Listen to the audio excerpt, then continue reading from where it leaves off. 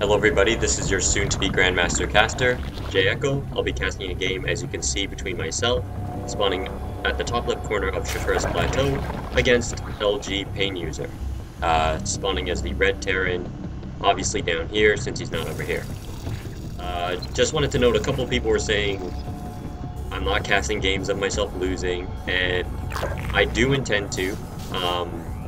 It's just ladder obviously recently reset with the new patch, and I haven't lost any games that were actually worth casting. I don't feel like, casting a game where,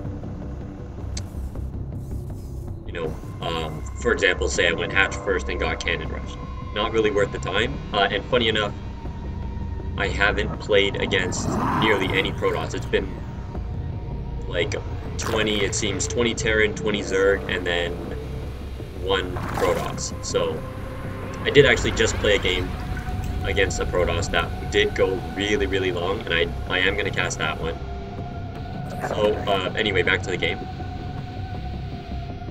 He was actually just telling me beforehand how he lost to the worst Zerg ever, who one base 15 roached him with no speed or anything. So I did spot that gas, spot the racks, and still playing my standard 14 gas, 14 cool. Very important, get this overlord on this map behind the expansion. You want to be able to see, and you want to get this SCV out of there. Funny thing to note is that you don't really think it's that important what the SCV sees at this point when there's nothing to see, but if you ever try for a Baneling bust, or like just 14-14, get your Baneling nest as if you're playing ZvZ, you'll know that the Terran is constantly looking for this expansion, so you always want to deny that scout just in case either you want to do it, and even if you don't want to, just in case he thinks you might have wanted to do that. So he did have that Zelnaga tower. Already getting my overlords in position to see everything that I want to see.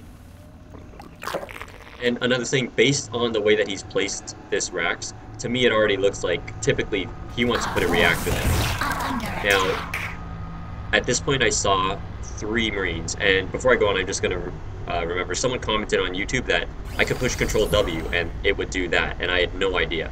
So I think I might try casting the games like this. But anyway, well, maybe not. Just during the battle, I guess, because I just realized I can't click around. He's got the Marines coming out, and I just want to note, I saw the 3 Marines, and that tells me he didn't build a reactor. Now, checking the production tab, I actually don't have any units out yet. And why am I not worried? Because the only thing he can actually hit is this hatchery. So there he goes, he's going to hit the hatchery. And this roach is going to push back. 1 roach was all he saw, 2, second and third on the way, and that pushed him back. Now, you might be thinking, you need a lot more. What if he came with more Hellions? At this point, he cannot have that much more. So all you really have to do is put your queen on the ramp right here. Make sure that obviously the Marines aren't the ones shooting it, because Marines can kill a queen. Hellions take quite a long time. And as you can see, making nothing but drones. I've got a ton of drones on the way, which is going to propel me to a nice income lead, 30 over 23. Yeah, so right now I know he doesn't yet, and I actually scouted, he doesn't have a reactor, and you can tell that because of the number of Marines. So all of these Hellions that he has are going to be even more important. I'm really looking to take them down. Normally I wouldn't chase this far with the roaches, and he is that overlord, but since I saw that there was only 2 Hellions, it actually takes 3 Hellions to one-shot drones. So I brought my queen down, and let's see how many drones he killed. 1 drone, and then I'm going to trap him and clean that up. Just 1 shot. So we did see the lair, that's okay. I'm not planning to go for fast meters or anything, so it doesn't mean anything to me. Now, in that little exchange, he stopped some mining time. He lost 2 Hellions in exchange for 1 drone. And I know he can't make them, remake those without delaying his siege tech, obviously. So, definitely in a really good spot, which is why I'm really happy to just keep on droning. Especially since he did attack this overlord. I can't see the expansion, but I have a pretty good idea that there's one going down. And by looking at the income, now I can actually tell it definitely is up. with, you know, a lot of mules going off. So once again, gotta get those tech buildings, the Baneling Nest, the Roach Warren. That's gonna let me continue to produce drones. 10 drones coming right now, without fear of dying, because unlike Protoss, who can make their strong ball, Terran do have to be careful, believe it or not, with their Marines and their Hellions. So if he was to come and I popped out a couple Banelings, I could use my drones to distract them, get those Banelings in, and do tons of damage. So I did want to come over here and check, just to guarantee that the expansion was up. And once again, not seeing it, but I mean the bunker's there, and my Overlord can actually see the SCVs now. So I know he's got a second base up. But once again, going for that strong, solid ground play.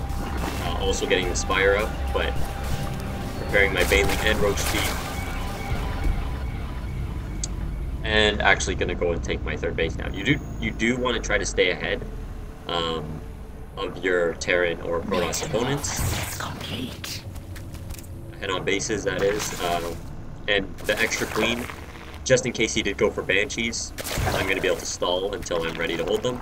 And creep spread is so important versus Terran. I did have the Roach Speed upgrade, so moving them out. The army's not going to do me any good just sitting at home. So I actually positioned them just on the other side of this brush. That way, if he did come with, you know, 8 Blue Flame Hellions or whatever, easily going to be able to pick off at least 1 or 2 before he does any damage. Well, third base is still going up. He has a significant income lead, even though he's behind in Harvesters, and that is because of Mules, which I've said before. Can't do anything about that. As you can see, I've got really good saturation here. Could have a couple more drones. Same thing here.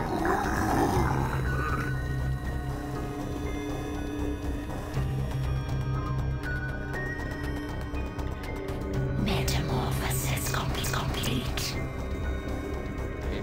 So now, through the Zelnog Tower, I could actually see that expansion pause there, just because there was a bit of lag. So yeah, I'm actually taking my fourth base as well, and getting some good damage on this orbital, which is pretty brave to take his third base as an orbital command. So just doing a little bit of harassment, then I'm going to back up, getting those mutas out. Actually, since he didn't come with a standard Marine tank push, I never saw any sort of aggression. I did decide to get those mutas because that's when they can start harassing you from 3 sides with medevacs all at the same time. But definitely feeling in a strong position at this point. 3 base on 3 base with my 4th going up. As you can see, lots of money, and we're nearly even on supply. And he's obviously ready for the mutas. So he can see them. I know he's already got turrets, obviously, so just going to pull those back. And getting ready with some Banelings for his attack. Now, it is kind of annoying that he can't hold this tower, but because they opened up this area on the map, you can actually just run around a fortified Terran position, and as long as you spread your creep really well, Banelings, Roaches, and Speedlings do so good at cleaning up these pushes. You just, even if you're not ready to hit him when he's not ready. That's what's most important. Because if you let him siege up, fortify, spread, build turrets and bunkers, you're probably going to lose your whole army and do next to nothing. So, still, he's killing me in income, even though we're dead even on Harvesters. I am flying around just trying to see if I can get any damage to the units, and not so much. Even gonna fly over the range of the thing. If there's 2 mutas there, that was careless.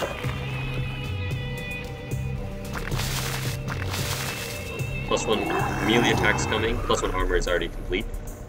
Since the push didn't come, sometimes I do like to get the armor first just because it does make them so much more survivable against tanks. Getting that 4th queen out, and really gonna start being able to pump up my economy. As you can see, I went back to making a couple drones, but it is making me a bit nervous that he's sitting right here. So, preparing myself with some Banelings and getting up to a decent number of mutas. I've got 15 mutas here. Also upgrading Burrow, perfect for burrowing the Banelings, getting some huge kills. And since I know his position is here and he's got turrets all the way down here, I decided to fly around the top. because he's obviously not going to have turrets all out through the map. And just coming in here, getting a few free kills, it looks like, killing a bunker, a few marines. And I'm not worried that he's going to push because I can see 2 screens away from my army, and here he comes. And as you can see, my mutas are way out of position, but he's not ready, and I'm going to push. Siege tanks are just sieging up now. If I had a few more banelings, I would have just crashed through the siege tank. He's obviously focus firing them. And my mutas here still are just taking free kills on everything. Chasing him way back. As long as there's a couple banelings in there, he still has to be very careful. Oh, and as you can see through this little engagement, my drone count is just skyrocketed. I'm now actually mining off 4 bases. I guess now I can minimize this. We're doing big damage at this expansion. As you can see, his harvester count dropped significantly. Really, instead of going in for the main and trying to finish him when I know there's turrets and possibly a tank or something, the safest way to just continue getting ahead is to kill this expansion, which it does go down. And he actually just GG's right there. So, good game. If you like the videos, subscribe, comment, feedback. If you want me to cast one of your games, send me a message. And, like I said before, I will start casting some games of me losing once I play a few interesting ones. So, see you later.